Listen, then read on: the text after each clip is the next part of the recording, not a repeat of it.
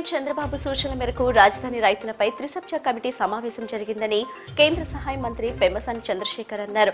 అమరావతి రాజధాని ప్రాంతంలో 1286 ఫ్లాట్లకు వీధిపోటు సమస్యలు ఉన్నాయని, వాస్తు ప్రకారం కొన్ని ఇబ్బందులు వచ్చాయని తెలిపారు. రాష్ట్ర ప్రభుత్వం పేదల పక్షపాతి ప్రభుత్వమని మచిలీపట్నం నియోజకవర్గంలో సామాన్య ప్రజల వైద్య ఖర్చుల కోసం పెద్ద ఎత్తున సీఎంఆర్ఎఫ్ కింద 5 కోట్ల రూపాయల ఆర్థిక సహాయం అందించామని రాష్ట్ర గనులు, భూగర్భ వనరులు, ఎక్సైజ్ శాఖ మంత్రివర్యులు కొల్లు రవీంద్ర పేర్కొన్నారు. మైనార్టీల సంక్షేమం, వారి అభివృద్ధి కోసం కూటమి ప్రభుత్వం కట్టుబడి పనిచేస్తుందని సెంట్రల్ ఎమ్మెల్యే బోండా ఉమా అన్నారు. ప్రభుత్వం మైనార్టీల సమస్యలపై ప్రత్యేక దృష్టి పెడుతుందని, దర్గాలు, కబరస్థాన్లు, మసీదులు, వక్ఫ్ బోర్డుకు సంబంధించిన సమస్యలను కమిటీ సమక్షంలోనే పరిష్కరిస్తున్నామని తెలిపారు. తిరుమల శ్రీవారి సన్నిధిలో జరిగే అన్నదాన కార్యక్రమానికి కూరగాయలు సమర్పించడం ఎంతో పుణ్యప్రదమని డాక్టర్ రామశేషయ్య చంద్రశేఖర్ వర్మ అన్నారు. శ్రీ వెంకటేశ్వర భక్త సమాజం క్రమం తప్పకుండా కూరగాయలు పంపడమే కాక అందులో అనేక మంది భాగస్వాములను చేయటం అభినందనీయమన్నారు. ఈ మహత్తర కార్యక్రమం ఎంతో మందికి స్ఫూర్తినిస్తుందని వారు తెలిపారు. ఈ నెల 30న గాంధీనగర్లోని కందుకూరి కళ్యాణ మండపంలో కాపునాడు స్వర్ణోత్సవ వేడుకలు నిర్వహిస్తున్నట్లు కాపునాడు నాయకులు ఆకుల శ్రీనివాస్ కుమార్ తెలిపారు. కాపు సామాజిక వర్గంలో చైతన్య దీప్తిని రగిలిస్తున్న కాపునాడు స్వర్ణోత్సవ సభను కాపులంతా పాల్గొని జయప్రదం చేయాలని పిలుపునిచ్చారు. వాయు కాలుష్యం నివారించటకు ప్రతి ఒక్కరూ వారానికి ఒకసారైనా సైకిల్ వాడి వాయు నాణ్యత పెంచాలని జిల్లా కలెక్టర్ డీకే బాలాజీ ప్రజలకు పిలుపునిచ్చారు. ప్రతి నెల ఒక ఇతివృత్తం ఎంచుకొని ఆ ప్రకారంగా వివిధ స్వచ్ఛతా కార్యక్రమాలను చేపడుతున్నామన్నారు. కేవలం సోషల్ మీడియా కథనం ఆధారంగా గురు భవానీలను దీక్ష విరమణ విధులకు దూరం చేయడం సరికాదని ఆల్ ఇండియా భవానీ దీక్ష చారిటబుల్ ట్రస్ట్ అధ్యక్షులు లంకా గణేష్, ఎన్టీఆర్ జిల్లా బీజేపీ అధ్యక్షులు అడ్డూరి శ్రీరామ్ అన్నారు. గురు భవానీలు లేకుండా ఎవరు పడితే వారు నమోదు చేసుకుని విరమణ చేస్తే దీక్ష అపవిత్రమవుతుందని ఆందోళన వ్యక్తం చేశారు. దేవస్థానం, దేవాదాయ శాఖ కలెక్టర్ ఈ విషయాన్ని పరిశీలించాలని కోరారు.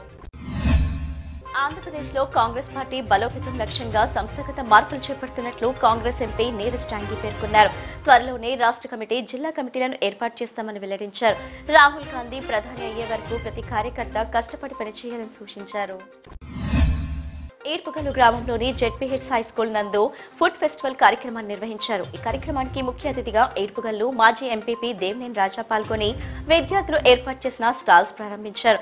విద్యార్థులు తయారు చేసిన ఆహార పదార్థాలను రుచి చూసి విద్యార్థులను మెచ్చుకోవడం జరిగింది. ఈ కార్యక్రమం స్కూల్ ఉపాధ్యాయులు, విద్యార్థుల తల్లిదండ్రులు తదితరులు పాల్గొన్నారు. నూజివీడు ఎన్టీఆర్ జిల్లాలో కలపాలని డిమాండ్ చేస్తూ న్యాయవాదులు, ప్రజా సంఘాలు జేఏసీ ఆధ్వర్యంలో నూజివీడు పట్టణం చిన్న గాంధీ బొమ్మ సెంటర్లో మానవహారం నిర్వహించి నిరసన తెలియజేశారు.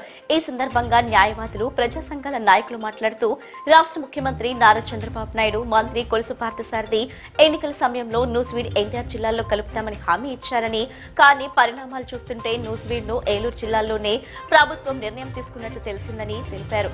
నూజివీడు ఎన్టీఆర్ జిల్లాలను కలిపే వరకు తమ పోరాటం సాగుతూనే ఉంటుందని ప్రజా సంఘాలు ప్రభుత్వానికి అల్టిమేట్ జారీ చేశారు. గత 2 సంవత్సరాలుగా రైతులను తీవ్రంగా ఇబ్బంది పెడుతున్న సబ్సర్మిబుల్ మోటార్ కేబుల్ వైర్లు దొంగతనం చేస్తున్న దొంగలను ముస్నూరు పోలీసులు అదుపులోకి తీసుకోవడం జరిగిందని నూజివీడు డీఎస్పీ ప్రసాదరావు చెప్పారు. రైతు కుటుంబం నేపథ్యంలో గల ఎస్పీ ప్రతాప్ శివకిషోర్ రైతుల కష్టాలను గుర్తించి ప్రత్యేకంగా సిబ్బందిని ఈ కేబుల్ వైర్లు దొంగతనాలపై నిఘా ఉంచడంతో వీరి ఆట కట్టించగలిగామని నూజివీడు డీఎస్పీ ప్రసాద్ మరియు rural CA Ramakrishna, SI Chiranjeevi తెలిపారు. ఇక ముందు కూడా ఇటువంటి కేబుల్ దొంగతనాలు జరగకుండా గస్తీని ఇలాగే కొనసాగించాలని రైతులు పోలీసు వారిని వేడుకుంటున్నారు. జిల్లాలోని ముస్నూర్ సహా 10 పైగా మండలాల్లో రైతులు వ్యవసాయ మోటార్లకు చెందిన సుమారు 400 కేబుల్ వైర్లు దొంగతనాలకు పాల్పడిన 3 నిందితుల్ని అదుపులోకి తీసుకున్నామని చెప్పారు.